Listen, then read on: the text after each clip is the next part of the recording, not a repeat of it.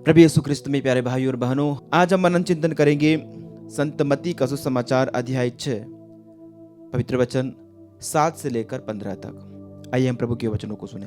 प्रार्थना करते समय गैर यहूदियों की तरह रट नहीं लगाओ। वे समझते हैं कि लंबी लंबी प्रार्थनाएं करने से हमारी सुनवाई होती है। उनके समान नहीं बनो, क्योंकि तुम्हारे मांगने से पहले ही तुम्हारा पिता जानता है कि तुम्हें किन किन चीजों की जरूरत है। तो इस प्रकार प्रार्थना किया करो। स्वर्ग में विराजमान हमारे पिता, तेरा नाम पवित्र माना जाए, तेरा राज्य आवे, तेरी इच्छा जैसे स्वर्ग में वैसे पृथ्वी पर पूरी हो। आज हमारा प्रतिदिन का आहार हमें दे। हमारे अपराध क्षमा कर, जैसे हमने भी अपने अपराधियों को क्षमा किया है। और हमें परीक्षा में न डाल, बल्कि बुराई से बचा। यदि तुम दूसरों के अपराध क्षमा करोगे तो तुम्हारा स्वर्गीय पिता भी तुम्हें क्षमा करेगा। परंतु यदि तुम दूसरों को क्षमा नहीं करोगे तो तुम्हारा पिता भी तुम्हारे अपराध क्षमा नहीं करेगा। प्रभु का पवित्र सुसमाचार। हे ख्रिस्त, तेरी स्तुति हो। प्रभु यीशु ख्रिस्त में प्यारे भाइयों बहनों, प्रभु आज के पवित्र वचन के द्वारा हमें एक आदर्श प्रार्थना सिखाते हैं। संत मत्ती का सुसमाचार अध्याय 5 से लेकर अध्याय 7 तक है। यहां पर हमें पर्वत प्रवचन मिलता है। प्रभु यीशु का पर्वत प्रवचन, जिसे हम कहते हैं सरमन ऑन द माउंट। इन 3 अध्यायों में संत मत्ती ने प्रभु यीशु की उन सभी मूलभूत शिक्षाओं को, वो क्रांतिकारी शिक्षाओं को समावेश किया है। ऐसी क्रांतिकारी शिक्षाएं, ऐसे वचन, ऐसे सिद्धांत जीने के जिन्हें आज तक दुनिया में किसी ने नहीं कहा। और ये जो प्रार्थना है, ये सरमन ऑन द माउंट यानी पहाड़ी प्रवचन के बीचों बीच में आती है। प्रभु कुछ केंद्रीय संदेश यहां पर देना चाहते हैं। God wants to give some central message here. And what is that? प्रभु ने हमें कहा कि एक आदर्श प्रार्थना क्या होती है, एक आदर्श प्रार्थना कैसे करना चाहिए।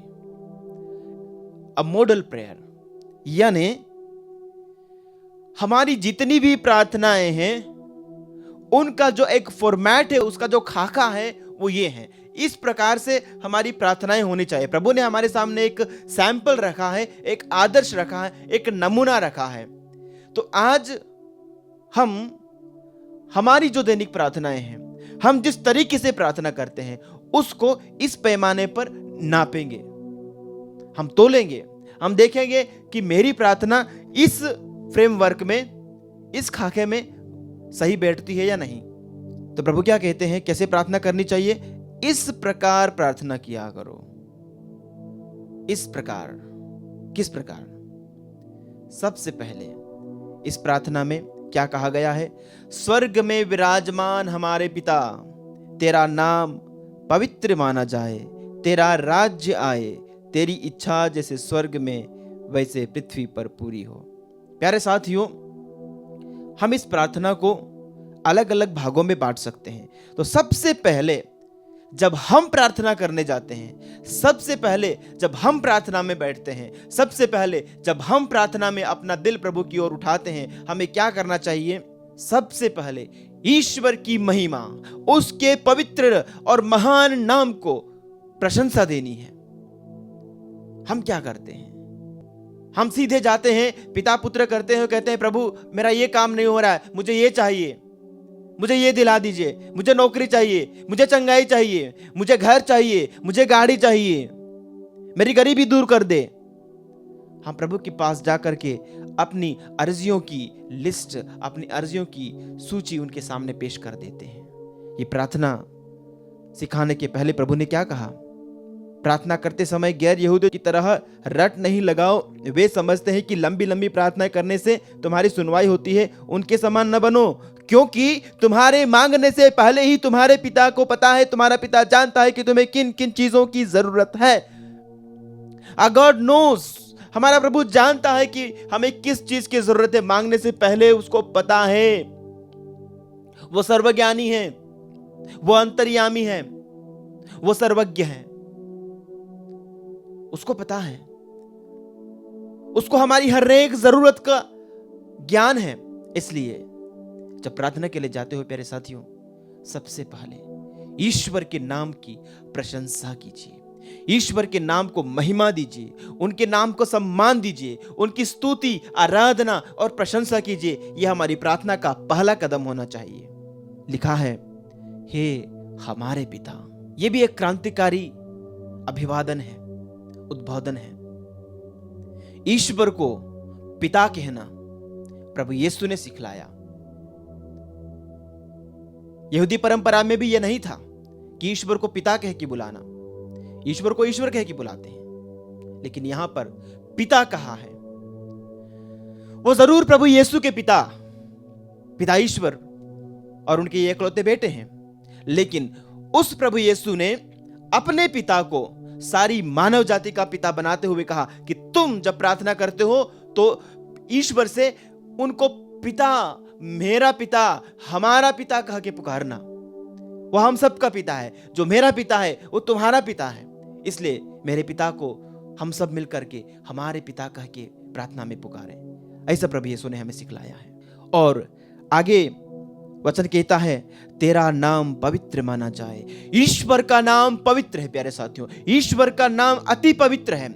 हम नबी ईसाया के ग्रंथ में पढ़ते हैं, नबी ईसाया के ग्रंथ में नबी को प्रभु के दिव्य दर्शन होते हैं। नबी ईसाया का ग्रंथ अध्याय 6 हम देखते हैं यरूशलेम मंदिर में कि उसके ऊपर यानी प्रभु के ऊपर सेराफिम विराजमान थे, उनके छह पंख थे, 2 चेहरे, 2 पैर ढकने और 2 उड़ने के लिए। वे एक दूसरे को पुकार पुकार कर यह कहते थे ईश्वर के बारे में, पवित्र पवित्र पवित्र है विश्व मंडल का प्रभु, उसकी महिमा समस्त पृथ्वी में व्याप्त है।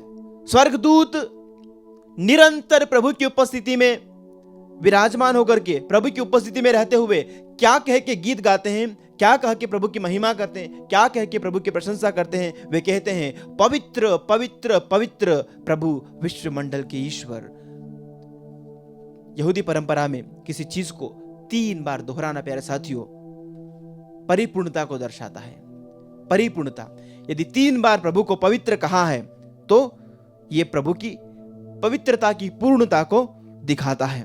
प्रभु पूर्ण रूप से पवित्र है, उससे महान, उससे पवित्र और कोई नहीं है, और हम उनके समान पवित्र बनने के लिए बुलाए गए हैं। प्रभु यीशु ने कहा है, पवित्र बनो क्योंकि मैं पवित्र हूं।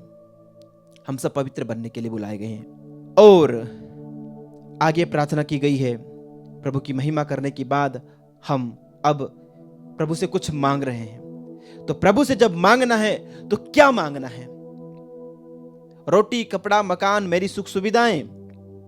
नहीं, प्रभु से सबसे पहले मांगना है, तेरा राज्य आए और तेरी इच्छा जैसे स्वर्ग में है वो वैसे पृथ्वी पर पूरी हो। मेरी अभिलाषाएं नहीं, मेरी ख्वाहिशें नहीं, ईश्वर के राज्य को मेरे जीवन में, मैं मेरे परिवार में, मेरे इस धरती पर, मेरे देश में, इस पूरे संसार में आने के लिए प्रार्थना करनी है कि प्रभु तेरा राज्य आए, क्योंकि प्रभु के राज्य में सब कुछ की भरपूरी है।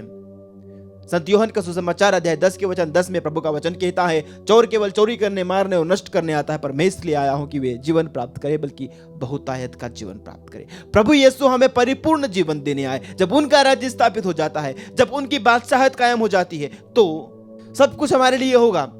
ईश्वर के राज्य के आने के लिए प्रार्थना कीजिए, छोटे छोटे निवेदन लेकर उनके पास नहीं आए। और दूसरी बात, हमें क्या बोलना है? प्रभु तेरी इच्छा पूरी हो, मेरी नहीं, मेरी ख्वाहिश नहीं। प्रभु जो तेरी मर्जी है मेरे जीवन में वो पूरी कर। प्रभु की मर्जी पूरा होने के लिए प्रार्थना करना है, न कि अपनी मर्जी पूरा होने के लिए प्रार्थना करना है। तो ये इस प्रार्थना का केंद्र है। प्रार्थना का केंद्र क्या है? तेरा राज्य आए और तेरी मर्जी पूरी हो। आज तक यदि हम गलत तरीके से प्रार्थना करते आ रहे हैं तो ये प्रार्थना को एक पैटर्न बनाइए, एक नमूना बनाइए और इस प्रकार से प्रार्थना कीजिए। सबसे पहले ईश्वर की महिमा, उसके नाम को बढ़ाई, उसके नाम की तारीफ, फिर उसका राज्य आने के लिए प्रार्थना की। प्रभु तेरा राज्य मेरे जीवन में, मेरे परिवार में, मेरे घर में, मेरी जिंदगी में, मेरे कार्यों में आए और जैसा तू चाहता है वैसा मेरे साथ हो। ये नहीं कि प्रभु मुझे चंगाई चाहिए ही तो मुझे चंगा कर दे। प्रभु यदि तू चाहता है तो मुझे शुद्ध कर सकता है। एक कोढ़ी ने आकर प्रभु से प्रार्थना की, यदि प्रभु यदि तू चाहे तो मुझे शुद्ध कर सकता है। हमारी प्रार्थना, हमारा निवेदन ऐसा होना चाहिए और तब हमारी दैनिक जरूरतों को हमें प्रभु के सामने रखना है। तीसरा भाग, हमारी दैनिक जीवन की जरूरतों को प्रभु के सामने रखते हुए हम कहते हैं आज हमारा प्रतिदिन का आहार दे। उसके बाद जो भी आपको जो जरूरतें हैं उनको प्रभु के सामने रखो। ये दैनिक आहार मतलब जो भी हमारी आवश्यकताएं हैं वो। और फिर प्रभु ने कहा है कि हमारे अपराध क्षमा कर, हम पापी हैं प्रभु के सामने। फिर हमें अपनी गलतियों को, अपनी मानव स्वभाव को स्वीकार करना है कि प्रभु मैंने मेरे मानवीय स्वभाव होने के कारण, कमजोरी होने के कारण मैंने पाप किया, मैंने अपराध किया है और पापों की क्षमा मांगना है। और प्यारे साथियों, हम तभी प्रभु के द्वारा माफ किए जाएंगे, तभी हमें प्रभु से माफी मांगने का अधिकार है जब हम औरों को माफ करते हैं। प्रार्थना करने के पहले ये देख लीजिए कि आपका संबंध आपके पड़ोसी से, आपका संबंध आपके परिवारजनों से, आपका संबंध आपके मित्रों से, आपका संबंध आपके बॉस से, आपके ऑफिस वालों से, आपके सहकर्मियों से कैसा है। अन्य लोगों के साथ आपके संबंध कैसे हैं, या क्या आपने किसी के साथ दुश्मनी ली है, आपने किसी का बुरा किया है, या आप किसी को माफ नहीं कर पाए हैं।